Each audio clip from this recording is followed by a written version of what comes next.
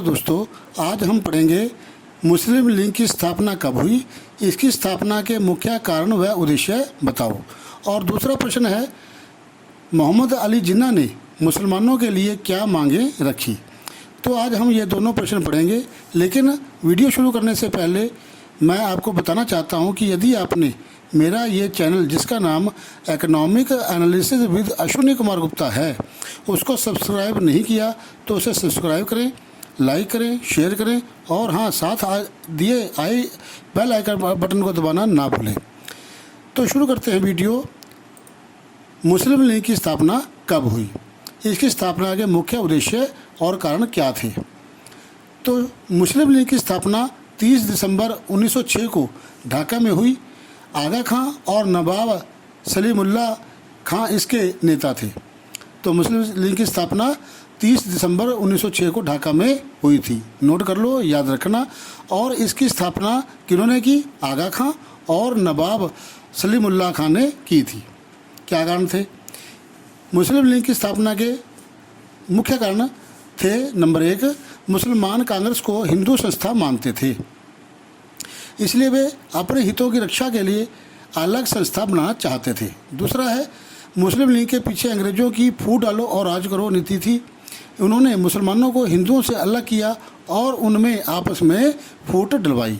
तो दो बातें आई हैं। पहला कि जो मुसलमान थे वो कांग्रेस को हिंदू संस्था मानते थे, और दूसरा अंग्रेज़ों का फूट डालो राज करो की नीति थी, जिसमें मुसलमानों को हिंदुओं से अलग करने का विचार था, नीति थी। इसके क्या क्या उद्देश्य थे? भारतीय मुसलमानों के हितों की रक्षा करना पहला। दूसरा, भारतीय मुसलमानों को कांग्रेस के प्रभाव से मुक्त करना। तीसरा, मुसलमानों के लिए अलग निर्वाचन मंडल स्थापित करना। और चौथा था, मुसलमानों के लिए अलग राज्य की मांग करना। तो इस प्रकार से 4 मुख्य उद्देश्य थे। पहला है भारतीय मुसलमानों के हितों की रक्षा।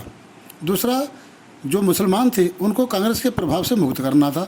तीसरा आता है मुसलमानों के लिए अलग निर्वाचन मंडल की स्थापना करना। और चौथा, मुसलमानों के लिए अलग राज्य की मांग करना था। तो ये मुस्लिम लीग की स्थापना कारण व उद्देश्य थे।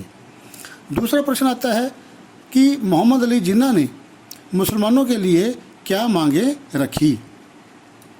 मोहम्मद अली जिन्ना ने मुसलमानों के लिए कुछ मांगें रखी थी, जो निम्नलिखित आपको बताई जाती हैं। नंबर 1, मुसलमानों को केंद्रीय सभा में आरक्षित सीटें दी जाएं। मोहम्मद अली जिन्ना ने कहा था कि मुसलमानों को केंद्रीय सभा में आरक्षण दिया जाए। उनको जो चुनाव क्षेत्रों की सीटें थी वो आरक्षित की जाएं। दूसरा, मुसलमान प्रांतों में मुसलमानों की आबादी के अनुपात में प्रतिनिधित्व दिया जाए। तीसरा था, मुसलमानों के लिए अलग से निर्वाचन क्षेत्र होने चाहिए।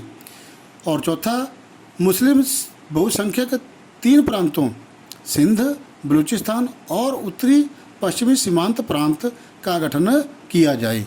तो इस प्रकार से मोहम्मद अली जिन्ना ने मुसलमानों के लिए ये 4 मांगें रखी थी।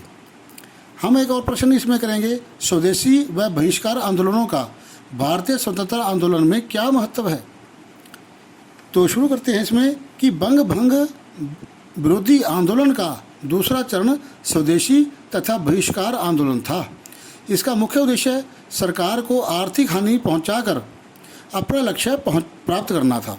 इस आंदोलन के अंतर्गत स्वदेशी माल को अपनाया गया और विदेशी माल की होली जलाई गई, जिसके कारण स्वदेशी उद्योगों की स्थापना की गई और राष्ट्रीय शिक्षा को प्रोत्साहन दिया गया। तो स्वदेशी और वह बहिष्कार आंदोलनों में क्या था कि जो स्वदेशी सामान था उसको अपनाएं, उसको हम पहने, काम करें, उसको अपने जीवन में लाएं।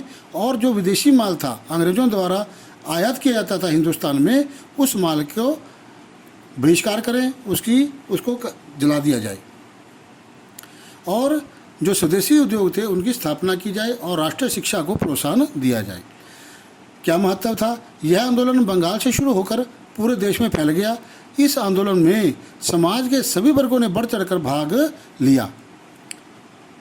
इसमें राष्ट्रीय एकता को बल मिला। इस आंदोलन ने ब्रिटिश सरकार को बुरी तरह से प्रभावित किया। विदेशी माल की कीमत घट गई। यह अंग्रेज़ों का अपमान था, वह उनकी हानि थी। मजबूर होकर सरकार को 1911 में बंगाल का विभाजन रद्द करना पड़ा। इससे देश के सभी युवक कंधे से कंधा मिलाकर सभी मतभेद भुलाकर अंग्रेजी सरकार के विरुद्ध खड़े हो गए थे। तो स्वदेशी अपनाओ, जो विदेशी थे उसको ना अपनाओ, उसका बहिष्कार करो, ये आंदोलन था। इसने स्वतंत्रता आंदोलन में बहुत महत्वपूर्ण कार्य किया और इसके द्वारा जो युवक थे वो कंधे से कंधा मिला करके एक दूसरे के साथ जुड़ करके अंग्रेजी सरकार के विरुद्ध खड़े हो गए थे। और इससे जो है सबसे बड़ी बात थी कि राष्ट्रीय एकता, मुसलमान हिंदू सभी कौम जो थे उनको बल मिला था। धन्यवाद दोस्तों। यदि आपको ये मेरे यह वीडियो पसंद आया है तो इसको आप लाइक करें, शेयर करें और मेरे चैनल को सब्सक्राइब करें जिसका नाम economic analysis with Ashwini Kumar Gupta है। और साथ दिए बेल आइकन बटन को दबाना ना भूलें ताकि आपको मेरे नए वीडियो समय समय पर उपलब्ध होते रहेंगे। धन्यवाद।